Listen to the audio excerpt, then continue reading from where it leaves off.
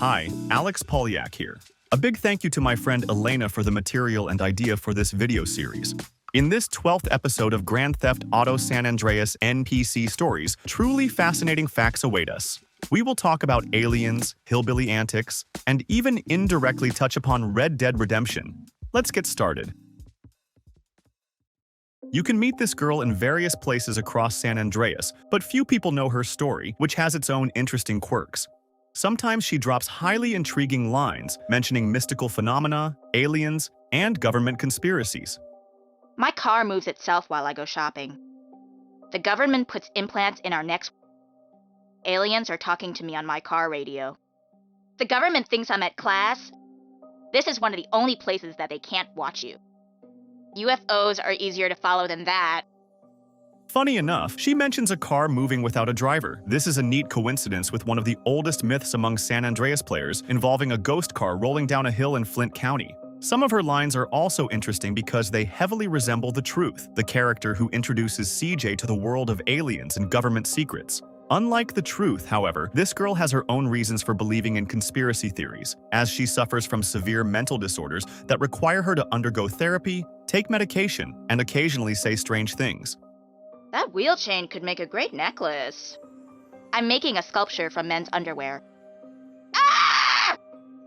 I might get some cool scars. I'm going to be late! Don't spill my grin! I like coming here better than therapy. Ever tried a grin and tonic? My shrink says I need to assert myself!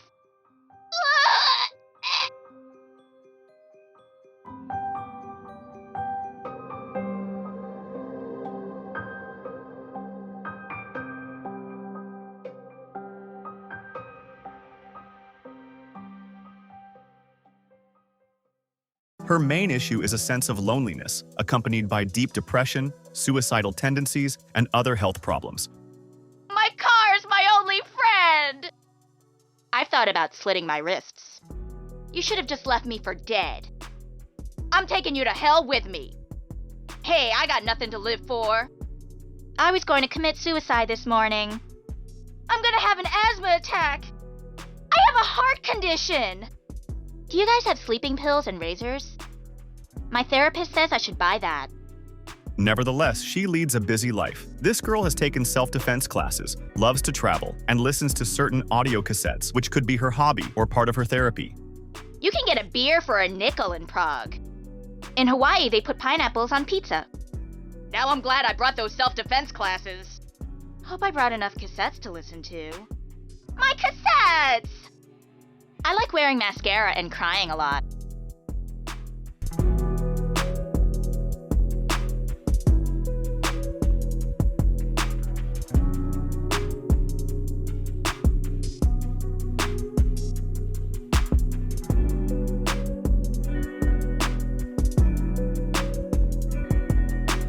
She is a creative and well-rounded person who does pottery and sculpting, writes poetry, and clearly has deep knowledge of these arts. She also has her own group, possibly related to music. This is a great idea for a poem. This is so Edgar Allan Poe. I actually throw clay at the wheel. Your body is chiseled like a Michelangelo. I'm trying to start a band. The band is going to start without me. An additional interesting fact. Sometimes she describes her clothing, which, surprisingly, does not match her actual appearance. However, as we know from some other NPCs, their lines about their looks do occasionally match their in-game models. Another rip in my jeans! Good thing I wore my combat boots today. Two versions seem most likely. Either this is linked to her unstable mental state, or Rockstar initially planned a different appearance for her. It is also noteworthy that there might be one clever detail in her look planned by the developers. This is an unusual clothing item resembling an arm sleeve, which could point to her attempts at self-harm and subsequent efforts to hide the scars. Or things might be much simpler, and it's just her style.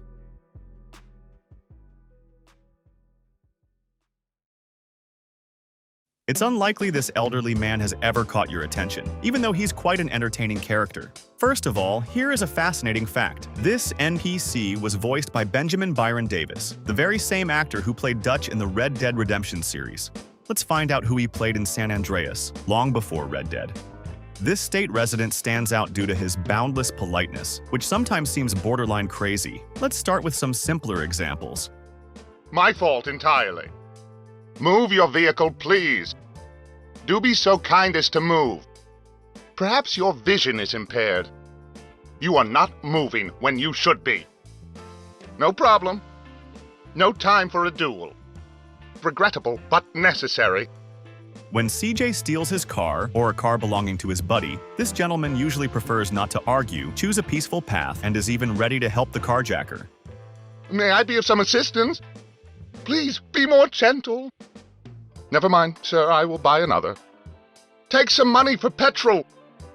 Careful, the wheel's a bit stiff. I know a better route. Don't forget the turn signals.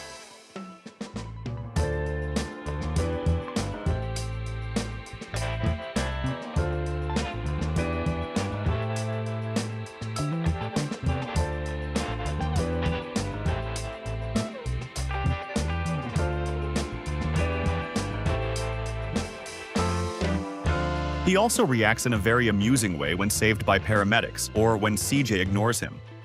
Pardon me for breathing. I'm sorry to have opened my mouth. I hope I didn't trouble you. Sorry, I didn't mean to be a bother. He is likely a highly stereotypical British man, ready to avoid conflict at all costs, and trying to be extremely polite, constantly saying please, sir, and sorry. His big passion is unique, high-quality, custom-made clothing. He boasts about this often. Feel my garment and touch quality. A handmade shirt is second to none. Quality tailoring makes the man. It's impossible to mass-produce clothing well. I enjoy being measured by my tailor. I keep my tailor in a box at home.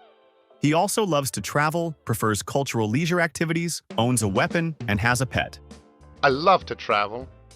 France is so lovely. You smell like Copenhagen. Oh, that museum! I'm on my way to the symphony! Tattoos remind me of my service days. My motorized penny farthing! I find ammunition supplies me well. My blind wolfhound drives better.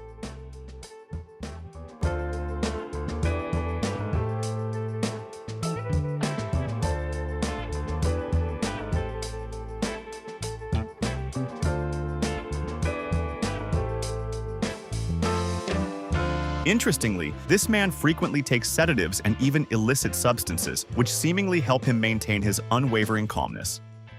I need something to keep me polite. Nothing but the usual high grade, please. I would like to get stoned, please. I've been on grin for days. And, as a special gem, let's listen to one truly gentlemanly line that we simply couldn't leave out of this video. You smell like shit, sir.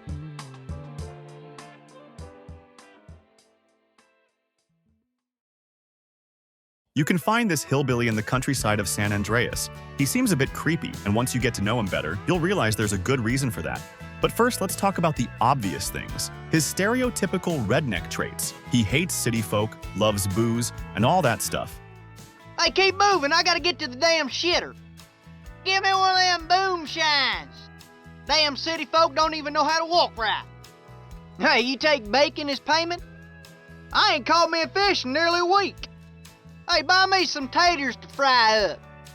Look out, jackass. I'm late for the donkey show. By mentioning a donkey show, Rockstar might have been hinting at a certain dirty legend that I have absolutely no desire to talk about out loud, so here is a text description instead. In any case, this story seems quite fitting for a guy like him, considering he has his vices, especially those involving his pig. Good goddamn, I love humping that pig.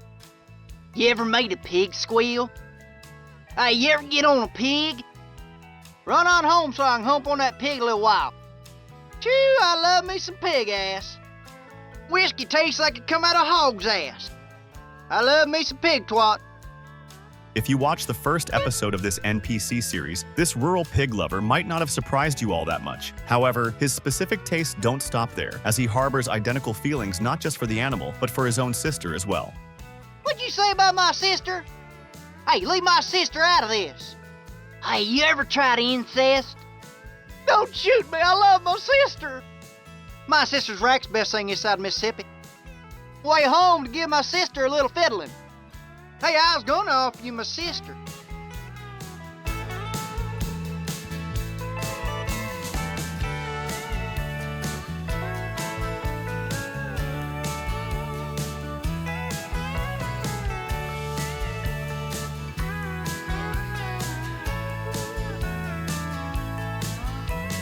If you enjoyed this video, please support it with a like and a comment. And if you want to hear the stories of other NPCs from the world of GTA, subscribe to my YouTube channel. Thanks for watching. See you soon.